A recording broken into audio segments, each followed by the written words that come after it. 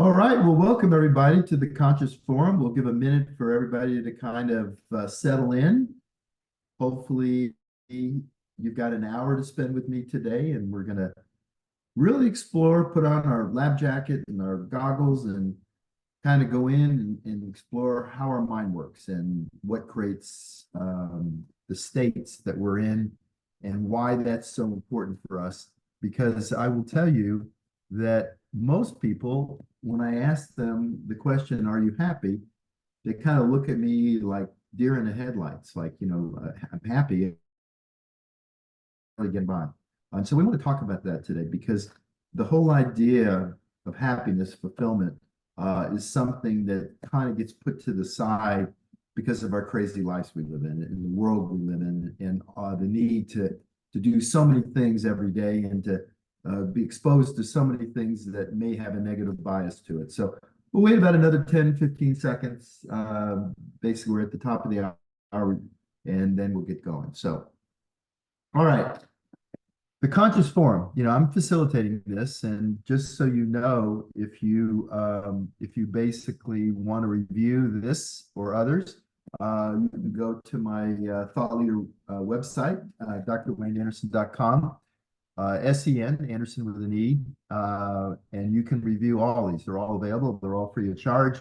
There's a bunch of information there to help you on your journey, and we're going to talk today in this forum, which is defined as a place, a meeting, or a medium where ideas and views on particular issues can be exchanged. And the reason why the word exchange is being used is I'm going to kind of set the theme for today, but then it's really important for you guys, if you're feeling that feeling, if you want to share, you want to explore, you want to ask questions, because that's where most of the learning comes. And certainly, I'm a student as we go through this forum every time, and I'm learning from you, and I'm learning through different situations how we can move people forward. Because today we're going to talk about an issue and a subject that I think is really important today, because so many people seem to be struggling and suffering with life. So the question is, where does our happiness come from?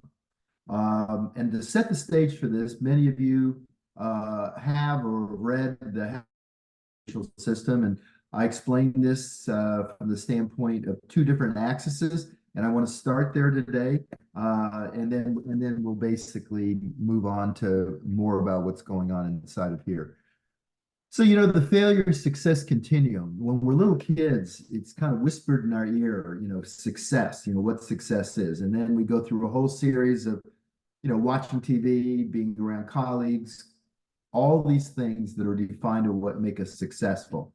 And many of those things are extrinsic measures. There's three general categories: wealth, obviously, attractiveness, and fame are the three main characters. These are all extrinsic motivation, and they're all things that certainly we strive to have more of than less of. But beyond, I think last time I read it was somewhere around $85,000 to $90,000 a year. More money than that does not bring you more happiness. I mean, obviously, we want to be able to pay our bills. We want to be able to do the things that are essential in life. But beyond that, the real joy of having any more money than that are really the memories it creates. And it's really we're gonna talk about it being an inside job. And so success basically is defined as on one axis, but there's another axis, and that axis is purpose and meaning. It's actually being fulfillment and depression on that axis. And this one is really important because people can have all the material things in the world and be miserable, as we know. And then there's people that have very little, that are basically extremely happy and fulfilled. So if we look at those together, there's two axes, and the axis of thriving is when you're fulfilled and successful, and some measure of that. And I can just give you the example I shared in the Habits of Health, was an example of my own life. When I was in critical care, I loved what I was doing. I was successful. I financially lived in a beautiful house, and worked 80 hours a week, and so had very little time for vacations, very little time for my family.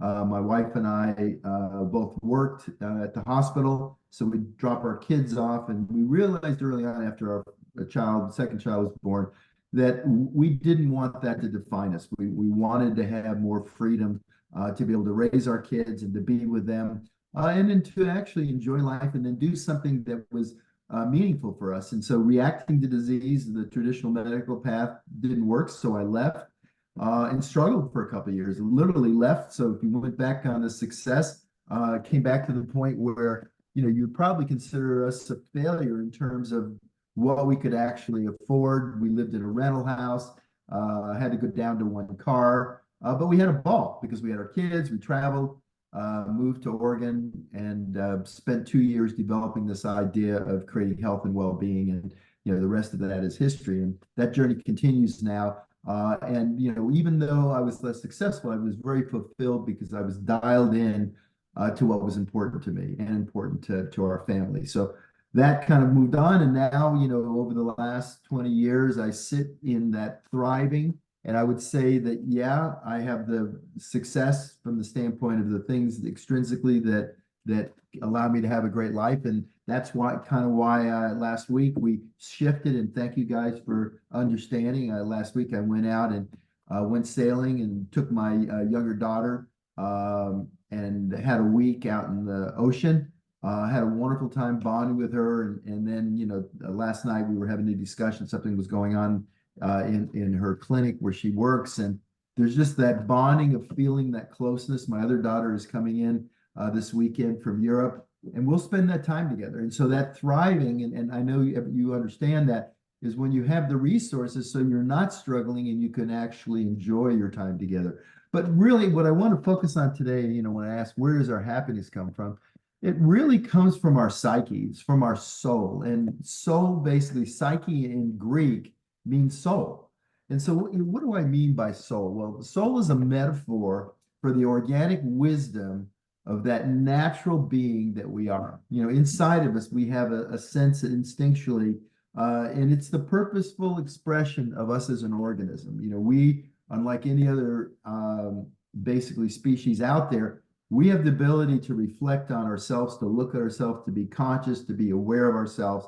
And basically, whether that's in integrity or not is really important. So we're going to spend like 10 minutes just kind of going over the exploration of self, which is your mental health. And unfortunately, the grades we're getting now in mental health are not good by the ICD codes set up by the government. And if we explore, 50% of people have mental health issues, and it can be higher than that. And 25% of women under 40 are on SSRIs, drugs that are used to help them with their mood because they're feeling a sense of loneliness or just not feeling completely connected. And I find that very ironic because if you think about it, we're in the most connected time technologically ever. We can communicate with people all over, but the human factor, that factor of interaction, many people feel the sense of they're being left behind, that AI and all this technological advancement, and are feeling lonely. So I think it's really important to explore that because it's vital to the quality of our life, and it's essential to take steps to maximize it. It's not going to happen by itself. It's something we must do. And though I'm not a psychotherapist, and this is not psychotherapy, there's things that we can do, just like we can go to the gym and work on our muscles. We can go to the mental gym and work on ourselves. And it's important because basically our ego, which is the personal mind that's been set up since we were really, really little to help protect us. And if you think about the ego, as a way of thinking of it, you get in the shower in the morning and you turn the water on the shower, you'll adjust that water temperature, either hotter or colder, so it feels comfortable and you don't burn yourself or freeze yourself. And that's kind of how we should think about the ego. The ego, in that case, is doing something to help us, right? It's helping us regulate and making sure we're in the comfort area and protecting us. But during the day, most of the time, we're not conscious of that. Throughout the day, the ego is literally assigned responsibility that is impossible for it to manage. It's to make everyone like me and make my life just as I want it. In other words, like when we were little kids and we watched Cinderella or Prince Charming about how the world should be, that utopic world. And unfortunately, the world isn't like that. And if we're wanting the world to be a certain way, we're going to be miserable most of our life. So it's important to understand the difference between what happens inside and what happens outside. So I like to call it alignment. By alignment, I mean is that we're integral, we're a whole from our authentic self. So if you're thriving, you're going to experience crystal clear vision, feel empowered to create the life the way you intend, and see life as full of opportunities aligned with your psyche. You'll be working enthusiastically towards the goals and dreams, doing what you love, and feeling grateful for your life and for yourself. Now that's the sweet spot. That's the area we want. And we probably ask ourselves, well, how much of that am I actually experiencing in my life? Many of us are basically misaligned. And on the other hand, if it's being compromised and you're misaligned with your psyche, you may feel knocked back by life's challenges. Rather than the obstacle is the way, which we talk about, you may find that these obstacles are knocking you down rather than challenging you to be better and to learn and grow.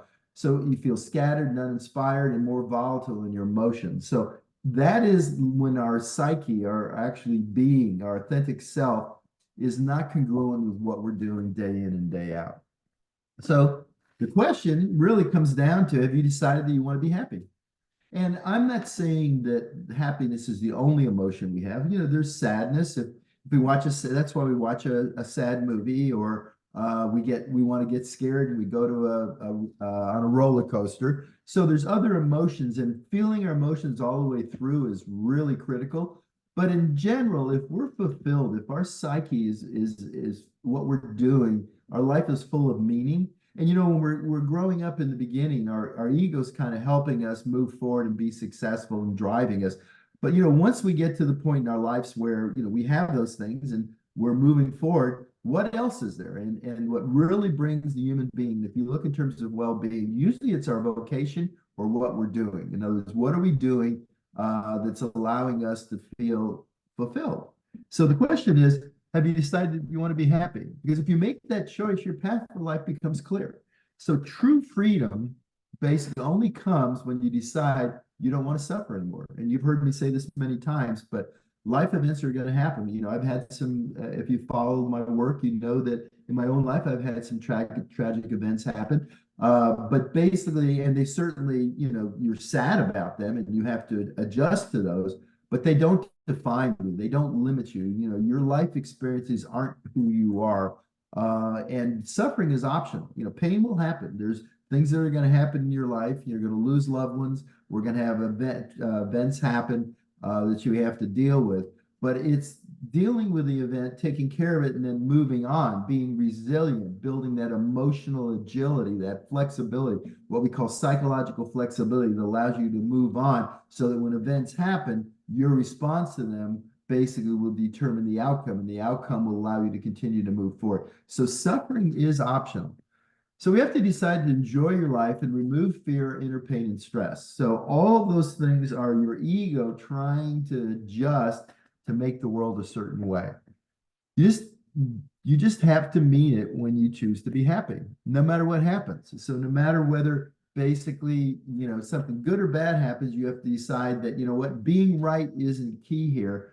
The more important thing is to be fulfilled in my relationship. So in a good example of that is you're having an argument with somebody, someone you love and you care about. It could be your family member, it could be someone that's a friend.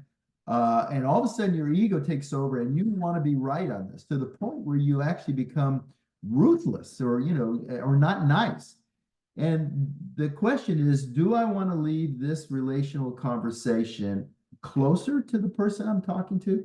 Or is it more important for me to be right than basically actually listen from another point of view? Because, one of the things we use in our training is, what if the exact opposite was true? And that's a nice way to reflect, because basically we take everything that happens in life and we interpret it through our lens, through our perception filters, and then we determine, what it means and what it doesn't mean. And there are stories, and our stories are mostly made up. They're not actually accurate. Jim Defner, a dear colleague, basically talks about a video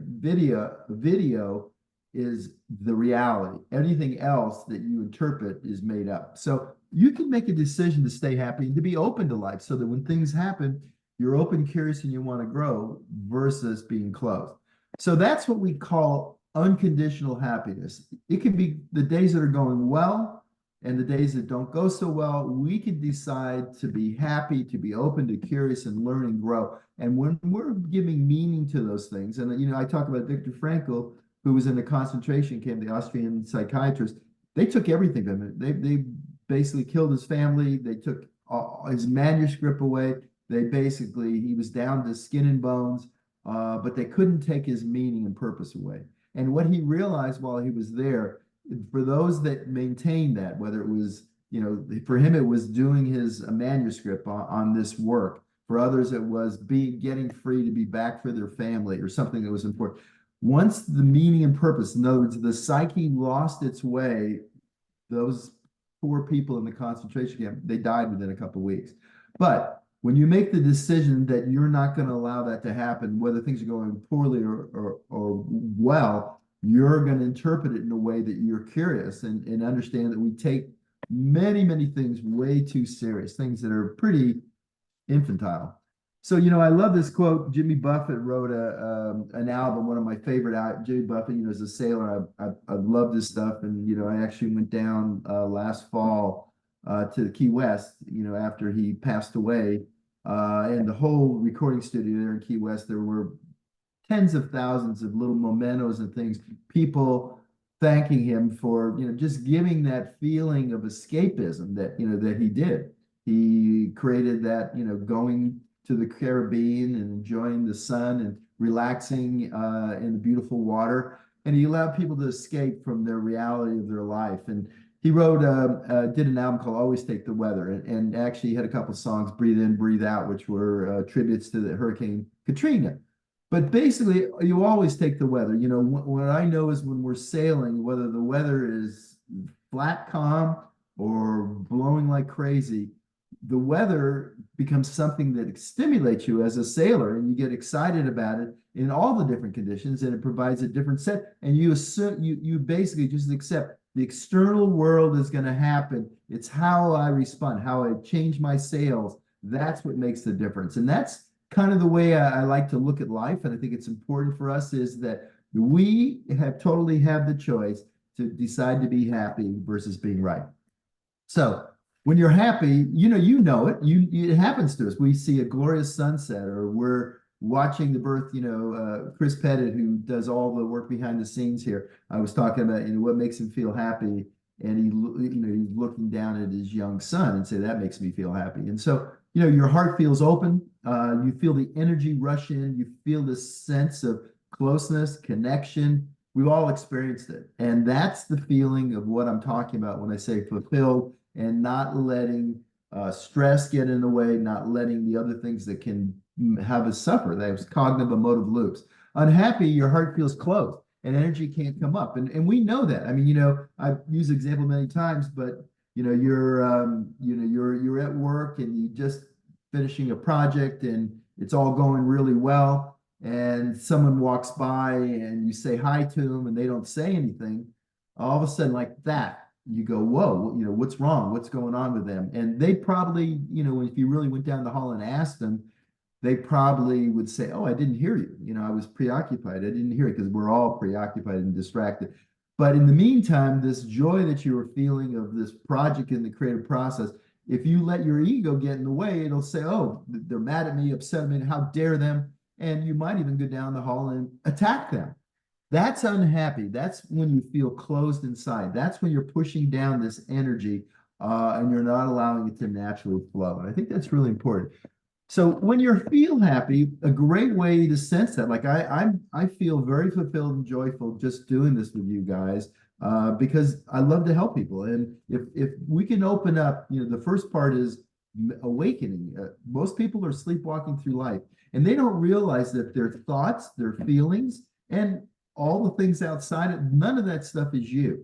They don't define you. Your experiences don't define you. You are the consciousness. You are the psyche as a meaningful organism that basically has the opportunity to be in control. And that is an inside job. So you decide whether you're happy. And we see that where we can be at a concert, or we can be someone loves the song, someone hates the song. We different types of music, and that's going to be different from each and every one of us. And it's a response to all the experiences you had.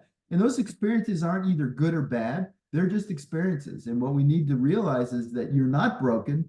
You are literally just responding to past training. And those training served you at one time when you were little, but probably doesn't serve you now. So it's time to update that. And so when you're feeling happy, feel that experience and sense that experience. So you can practice that. And actually, how does that feel inside? When my psyche and my behaviors, my relationships are moving and they're in flow, what does that feel like? And you can reproduce that.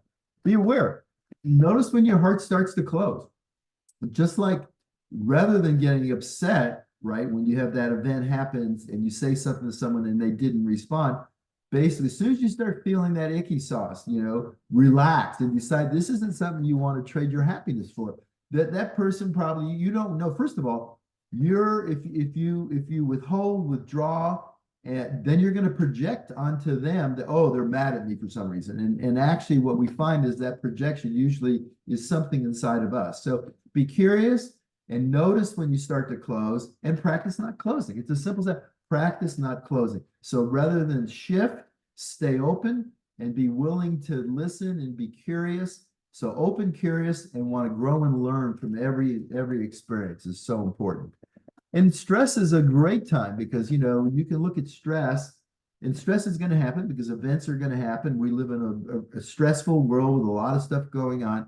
But rather than getting stressed out by it and get that cognitive emotive loop and those feelings of anger or whatever the feeling is, fear, anxiety, instead, take some deep breaths and just relax and observe why you're responding this way, and start looking at, okay, what is this triggering inside of me? Because basically the things in life that you are trying to push away from, that you don't want anything to do with. And much of it happened when you were younger. And it's not that you're wrong, it's just that it's not serving you in a useful way. When we grow up, so we wake up and then we grow up, basically, it's not just that we're now a big person, but we also have to start taking accountability and responsibility for how we're responding to the outside world. How are we out there? How are we with our kids, with our friends, with our family, in our job environment? How are we responding, and what are we actually accountable for? And there's other things you're trying to pull towards you, things that you want, you covet. So you either resist certain things because of a bad experience or something, the energy inside of you, or you cling to things, you're trying to pull them towards you because they made you feel good. So it may have been a vacation 5 years ago you went on, and you want to go back to that place and experience the same joy you felt when you were there. Well, it's not going to happen because you're at a different place in life, and it's not the place. The place can provide part of it, but you're in a different place. You're the one that decides your fulfillment and your happiness. So I hope this is starting to make sense. So, this is the foundation of stress and anxiety. Is it worth it? Is it worth it to get so agitated with that person that's driving 10 miles below the speed limit? Is it worth it to get upset because your kids left dirty dishes in the sink? Is it worth it to start, getting stressed out about something happening on the other side of the world? I'm not saying we shouldn't be aware of those things, but like the Serenity Prayer, there's so many things we can either basically realize that we have little or no control over, because we are right here where we are. You're sitting in front of your computer or on your phone, and you have a very little environment. There are 8 billion people on the face of this planet. They're all having a different experience. And the question is my experience any more important than any other experience? And can I now change my macro environment or even my micro environment? We have so little control, but what we have complete control over is inside. So what in essence I'm saying is that, the earth was formed 4.5 billion years ago. We're here for hopefully, especially if you live the habits of health, around 100 years or so. which is just a blip of time. So is it worth it to live our life full of stress? And I like to think of it as honoring the flow of life.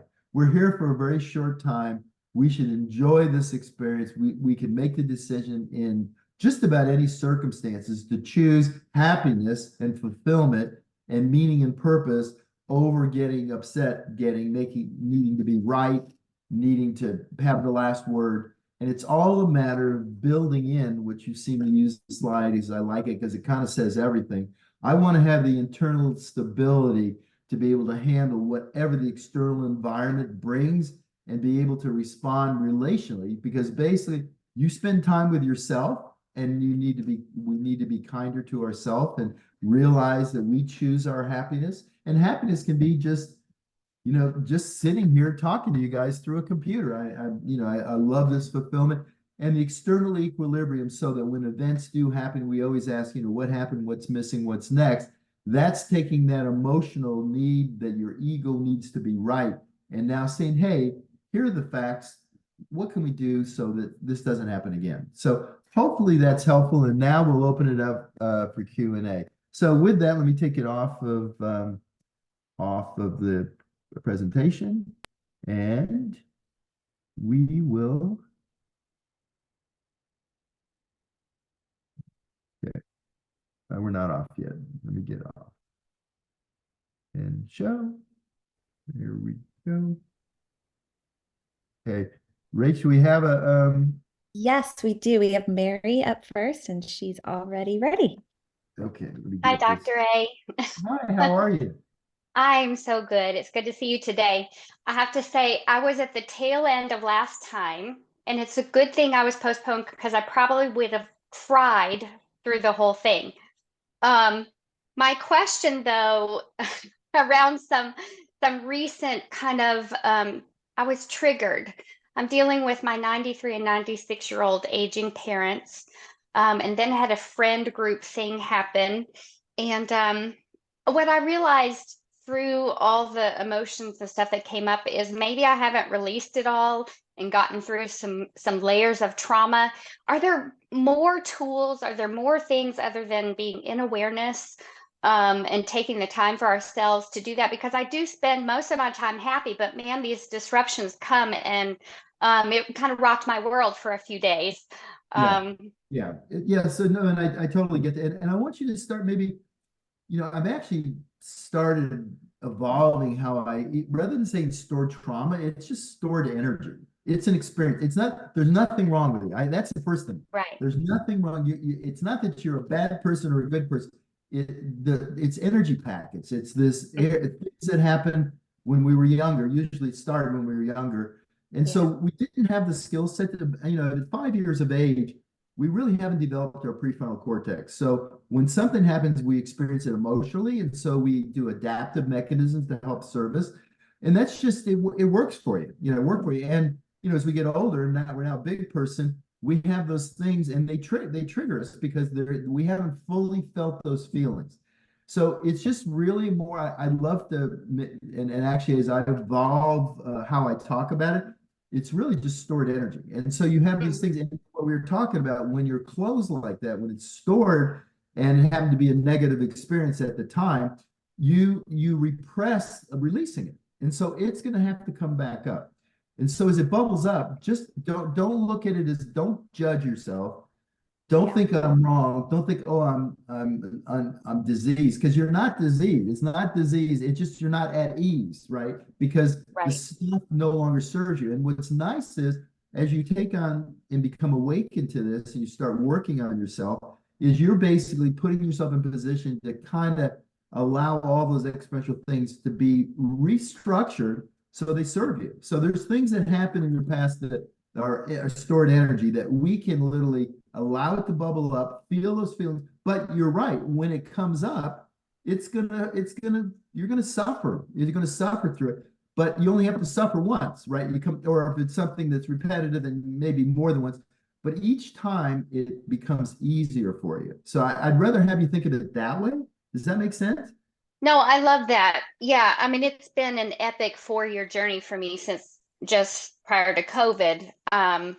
But, you know, when it happened in that way, I just knew, I was like, you know what, I just really want to let go. And I guess from a human point of view, we maybe can't, you know, be done with it once and for all, I guess is what I'm saying. But then just allowing, if it comes up, processing through whatever is Well, yeah, there. but you're aware of that now. You are Yeah. processing. You are, and again, you don't get a gold star for this. Okay, it's not that, oh, you get better at it by experience. And you don't start with the biggest stuff. You start with the smaller thing. That's why I always use the analogy, because we've all experienced being behind someone in the car.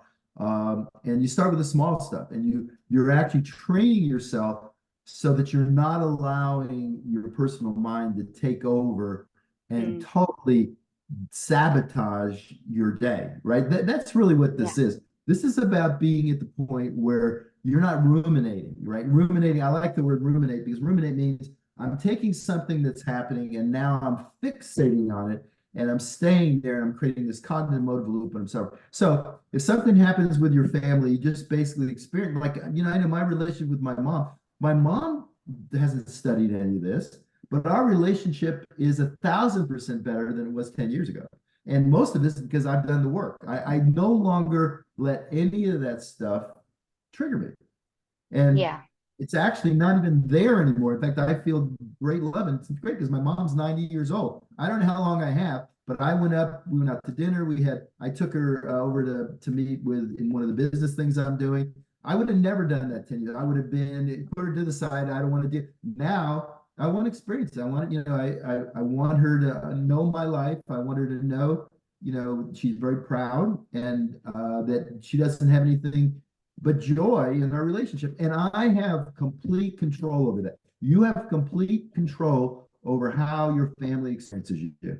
And Mm. bottom line is, as you grow, it just happens naturally. And then what happens, you will affect it. Because if you're both up here going like this and you stop that, say there's nothing for them to push against. So the bottom line is, again, events are going to happen. Your response to them will determine the outcome. And that stuff will become more and more, you'll start laughing at a lot of that stuff that used to bother you. Does that make sense? I've come a long, long way. Yeah. Yeah. Yeah. And it's not, remember, suffering is optional.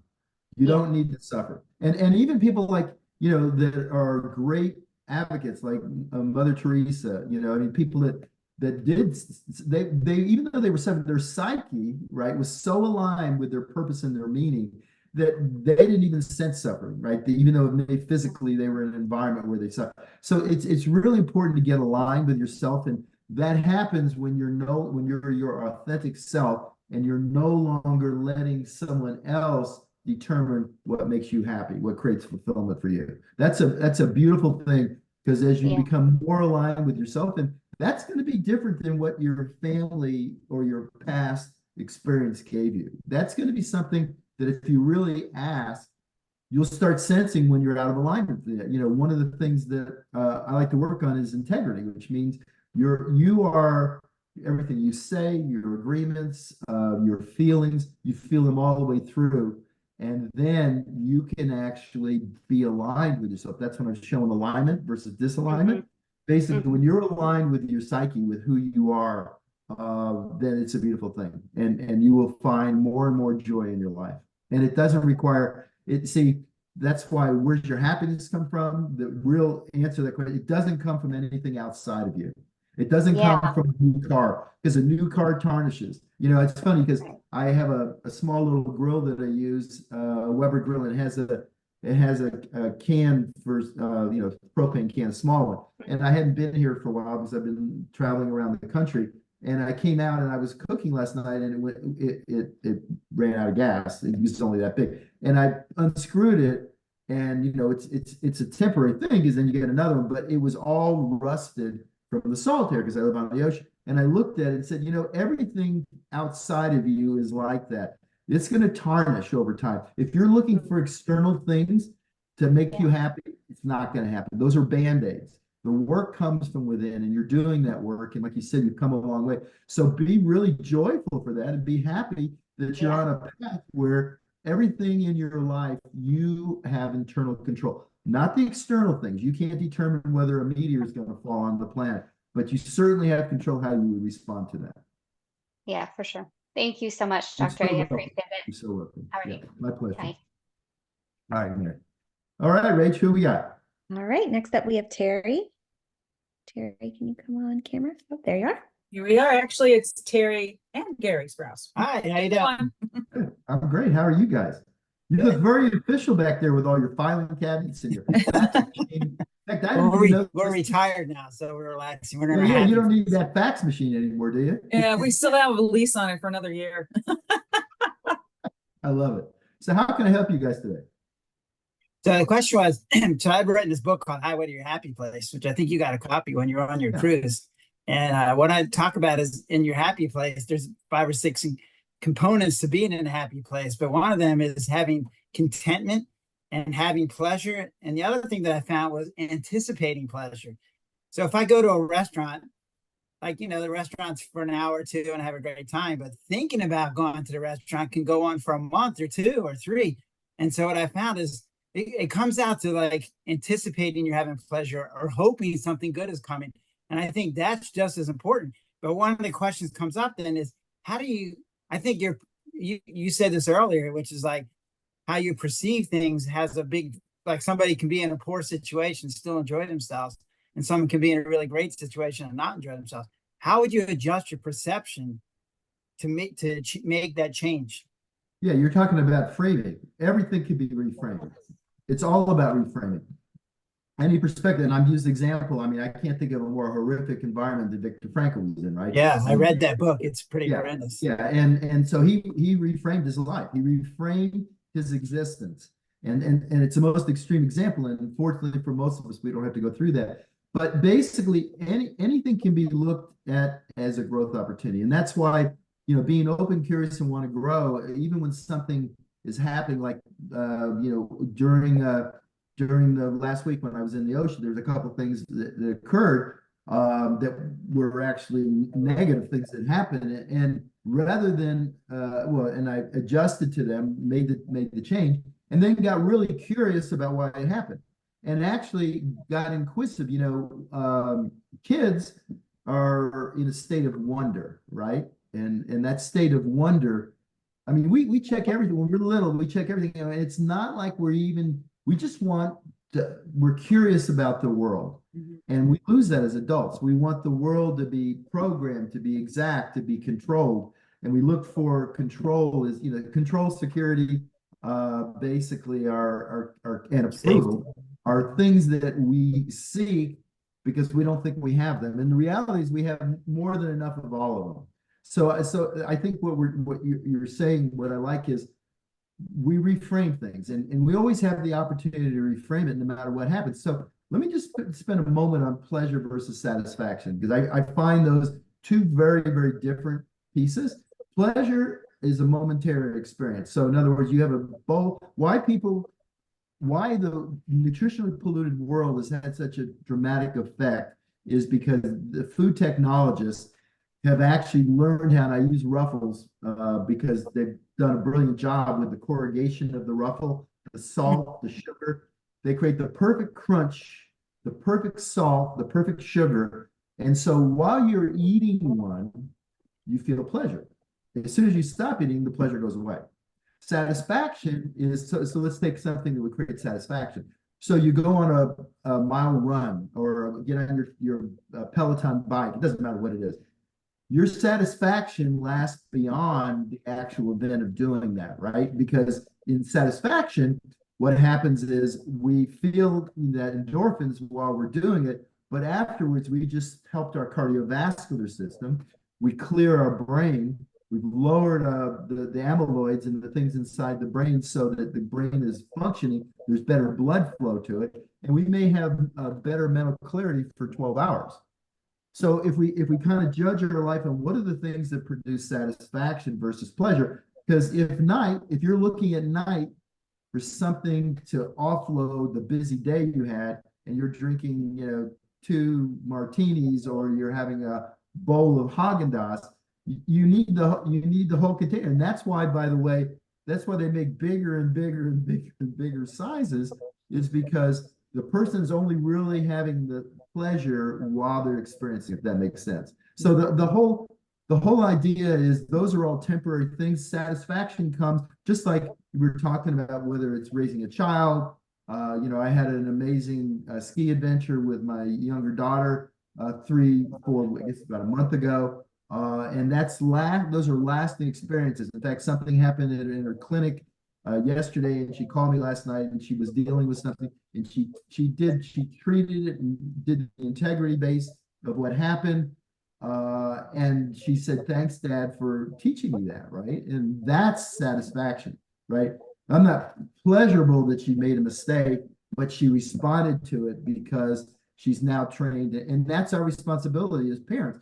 It's not to be friend, the helicopter parents being friends that kind of came over the last 20 years is a mistake, because our job is not to be their friend. Our job is to prepare them for a crazy world imagine how much the world's changed, right? The world's changed so much that my role is so that when I'm gone is that she can thrive. And in a world that we have no clue in what that world, if you look over the last 40, 50 years, you can't even imagine when I'll get like on social media a blast from 10 years ago. And then you'll see, or I remember back when I was in critical care practice, my phone was a Motorola. It was the big antenna.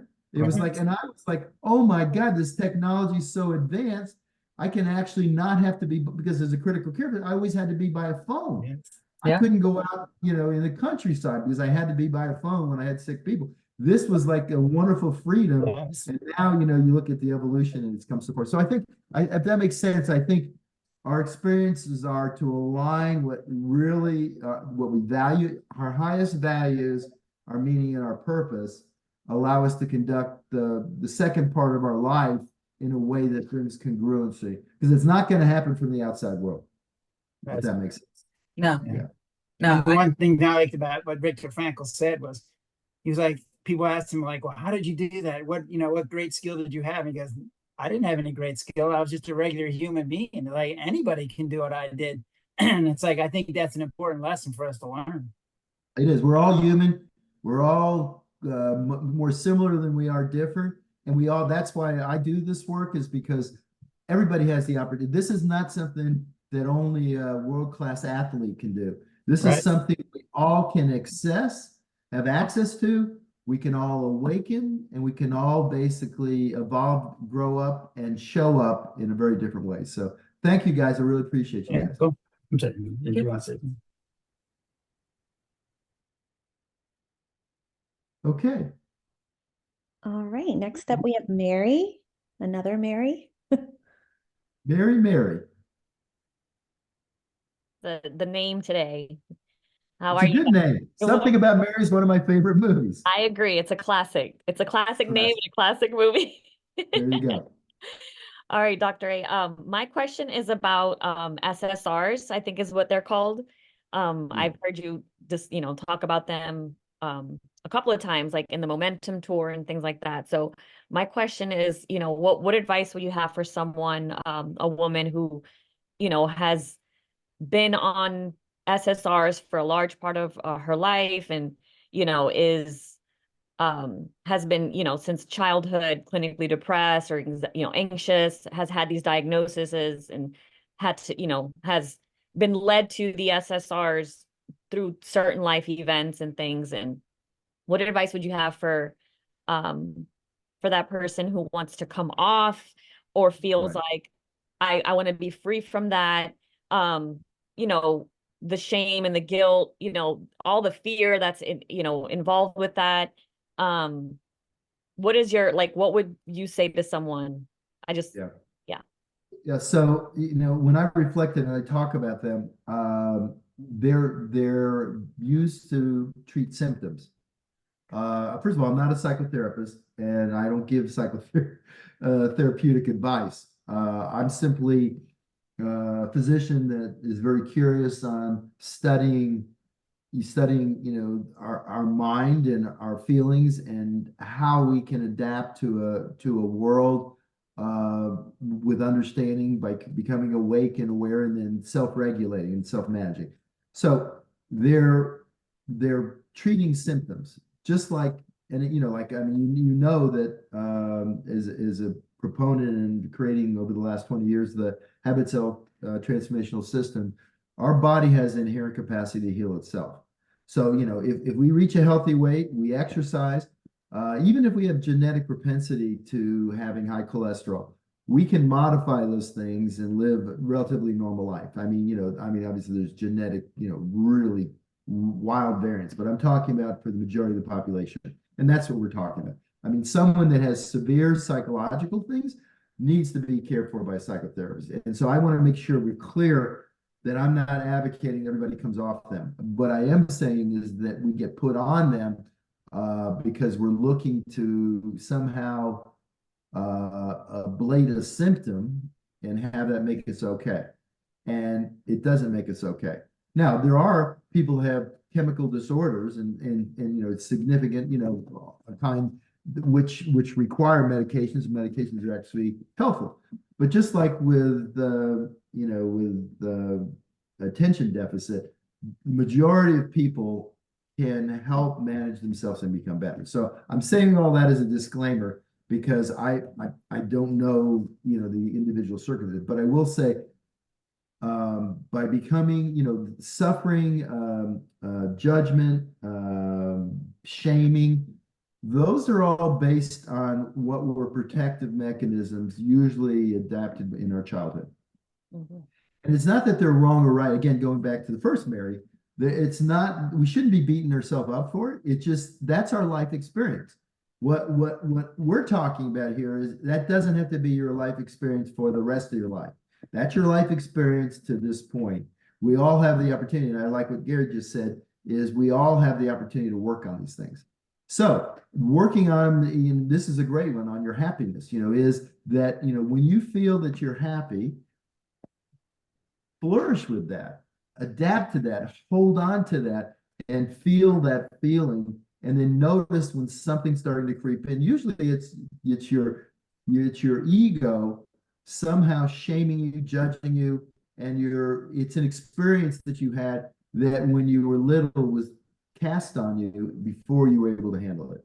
So you know, you just start small, Mary. I mean, it's not something that overnight's going to go away, but you can work on it, and you can find that if you're really aware and you kind of put your personal mind to the side and you start feeling that, just be aware of that emotion. Just being, you don't even have to adjust to it. Just be aware and label it. You know, there's only 5 major emotions, right? And it's one of those 5. And if it's one of those 5, identify which one it is, and just do that for a couple of weeks, right? And just sense it, feel it, and let it go. It's when we cling onto it. It's when we ruminate. It's when we create those cognitive motive loops that starts to build it in. And then we start beating ourselves up. And the other part is be kind.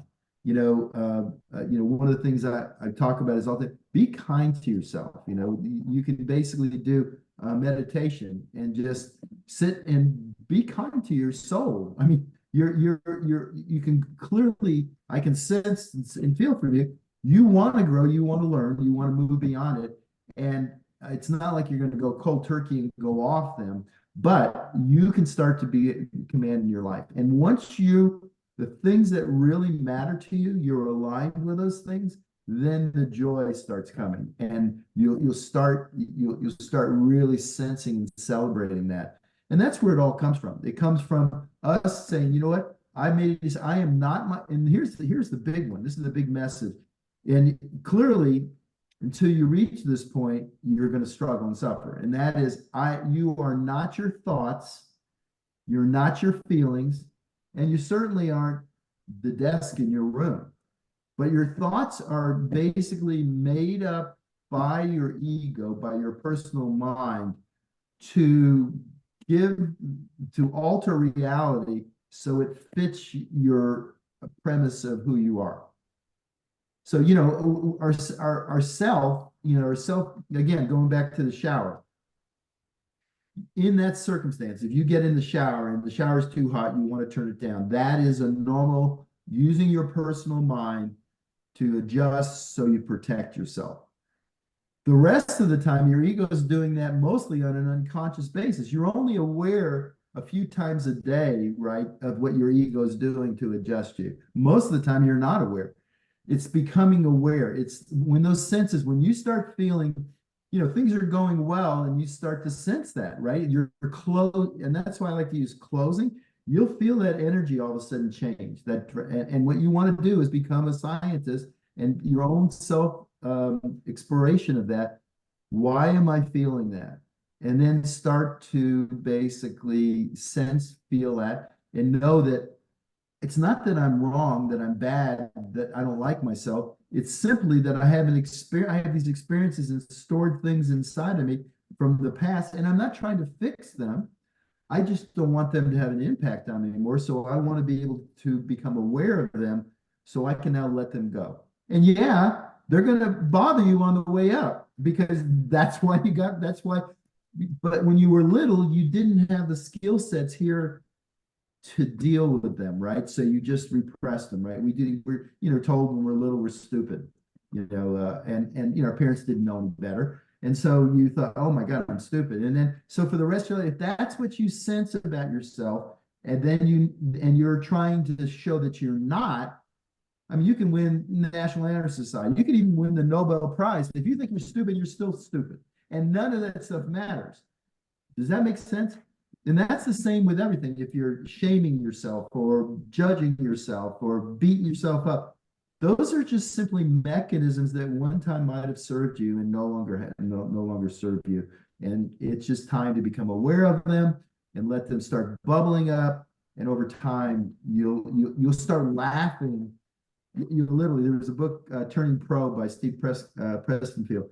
And he said in his growth that one of the things that he noticed, he just started laughing because things that used to upset him, like being in the room and having, like in a discussion and someone saying something that you thought made you look stupid, right? And actually, they weren't even trying to do that. They were just coming from their own world, and not taking it personal. Now you just laugh at those things and not let them affect you. Because you know what? We are only here for a short period of time, and we spend way too much time sweating the small stuff. And as we said a couple decades ago, it's all small stuff, all small stuff. Basically, we should be enjoy every day. And that, as you become more in line, and you're also, one of the things that I love is a full body yes. Stop saying yes to stuff unless you really feel it in your head, in your heart, and in your gut. Because what we do is we want approval, we want acceptance around the people we're around. And so we say stuff that we don't really want to do. And then we beat ourselves up for it. And it's just in the beginning, just say no a lot more, and say yes to the things that align themselves with your soul, with what means stuff to you. Does that make sense? Oh, 100%. And I've come a long way with my lifestyle changes. Good. And when you said about the cold turkey, like not quitting cold turkey, that's kind of my style. Like I used to be a smoker and I quit cold turkey twice, but ultimately that was like, I don't know, 15 years ago or something. So yeah, this is like such a personal topic. So it's like that, yeah, it is a mind thing, like to detach from that has become a norm, but it's also not something that I feel like is a part of who I am anymore. So there's like definitely just a weird, Yeah, let's go back to the smoking, since now that's in the past. So you were a smoker until you decide you're not a smoker, until your identity changes, to your being, who you are changes, you're still a smoker. And yeah, stopping cold turkey, physiologically, you go through 3 weeks of hell, right? And then, but if you haven't decided you're a non-smoker, then you're still a smoker. And it's the same thing. I'll take a big one that affects, a lot of people is if you're in a spousal relationship and you get divorced, as long as that person still has an effect on you, like you can't go to a party, you're not divorced from them. You're still married to them. You're still, in your mind, your identity is identified. I am such and such's wife. I might be the ex-wife, but I'm still the ex-wife. You're not your experiences. That is so critical. That's why when I say your thoughts, your feelings, and They are not who you are. Your identity is simply the evolution of what matters to you, what's important, what primarily is important. But you are none of those things. You are the consciousness, the awareness of those things. And the more we understand that, the more we can start changing things like that. It doesn't take a lot. I had someone say, well, God, I've been like that took me 50 years to get there. And I said, it doesn't take you 50 more years to undo it. Once you become aware and you start working, there's a point where you just disregard and you look over there and say, I'm putting my ego over here on the side. I'm no longer a smoker. You're no longer a smoker. I'm no longer married to that person. I'm no longer beating myself up. I'm in joy. I basically am adding value to the world. I'm connected spiritually. I'm not struggling with those things. Those are all the evolution where you're not letting your personal mind get in the way and basically take over and run your life. Does that make sense? Yes, Yeah, absolutely. you're on your way. You're on your way. You already have that mechanism that you use to become a non-smoker is the evolution of your identity, of your psyche, who you are in relationship, in the wisdom that's now the sagacity. The sagacity, means wisdom that you're now developing as we grow. And it's a maturation process. And it doesn't just involve chronologically age, it also involves your willingness to work on it. You can, you don't need to be in your 60s, 70s, 80s to have sagacity. You can make a decision that I'm going to be open, curious, and want to grow. Just like I was talking about pleasure versus satisfaction. Once you understand the difference in how your mind works and how your body works, then you become the master controller of that, right? You're in control of your inside world. No one else is in control. No one, honestly, on the day we die, if it's raining, 50% of people aren't coming to your funeral. So stop worrying about what other people think and start building the life. And I'm not talking about narcissism. I'm talking about being aligned with your meaning and purpose, the evolution of your soul. I mean, I honestly think we're put out here in the beginning, we find our way. And then basically the latter part of our life, it's about evolving our soul and being part of something that's more than just us, right? We're not the center of the universe. We are basically connected to 8 billion other people in some way, sort, or being. And the more we get beyond, the more joy, and that was the subject today, the more happiness we have is when we feel connected to something bigger than us, when we're not the center of the universe anymore. Okay. I have a piggyback question. Go for it. Just Go for it. real quick. So, and this is probably what we call future tripping. So let's say in a perfect world, come off the SSR, whatever they're called, SSRIs, something happens in the future and I'm, led to go back to the medication or, that's a whole nother battle. That's a whole nother, You're responsible for what you put in your body. Okay, let's be really clear there. Listen, a physician has 5.1 minutes with you.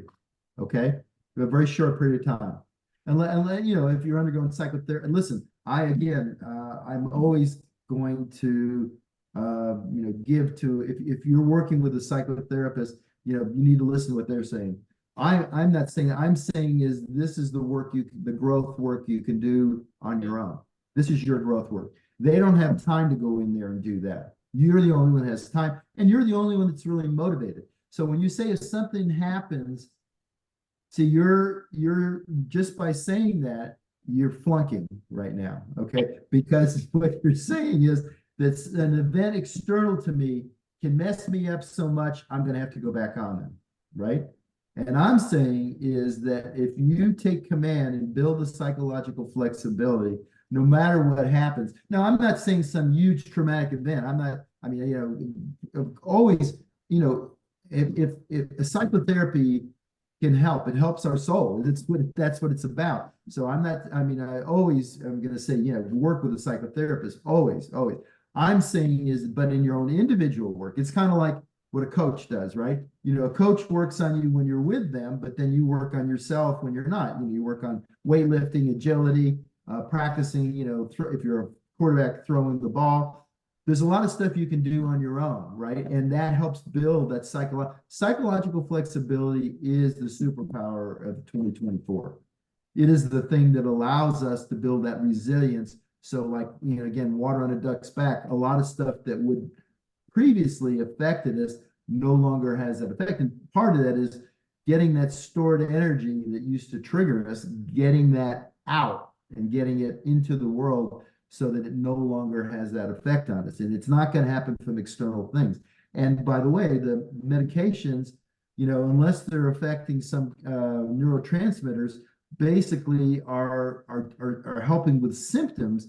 They're not treating the underlying cause, right? So the underlying cause can be part of that energy storage stuff that you need a psychotherapist for. And certainly, you know, that's where you need to go if you're having an event occur.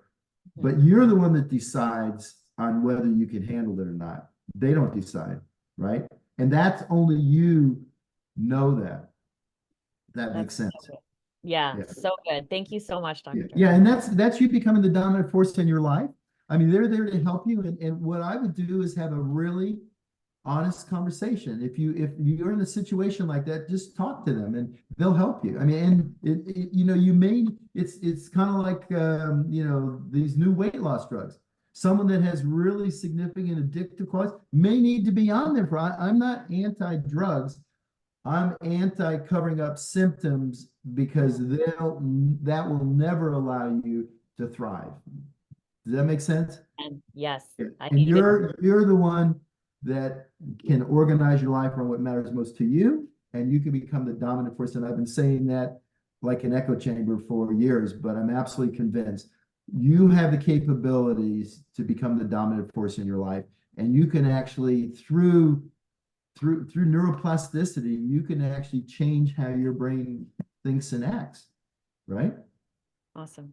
And underneath the guidance, obviously, if you're using a psychotherapist, certainly don't abandon them. They're the experts in that area. But and just like, by the way, a traditional physician, if I'm a patient and I come in and I've now lost 30 pounds and I'm exercising and I'm sleeping better, the physician is going to go, oh, don't do any of that. I want to put you on more medicines, right?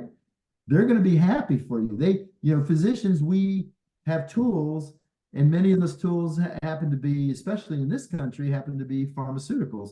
And there's a place for them. There's always a place for them. It's just that there's also a huge place for you to become the dominant force and control your life. Thank Cool? you. Yeah. You're I wasn't welcome. talking about me. No, I'm kidding.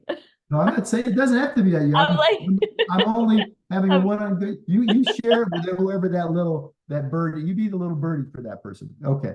All right, guys. Well, listen, we're out of Thank you. time. I appreciate it. If you have questions, make sure Rachel has your name, and we'll make sure we prioritize and have you up first next time. So really, really good session, and looking forward to everyone really working on the idea that you choose to be fulfilled, to be happy, to be congruent with what matters most. Sit down and figure out what you value most and put your life in position to move forward and bring those things into your life. God bless, and you guys have a great week. Bye.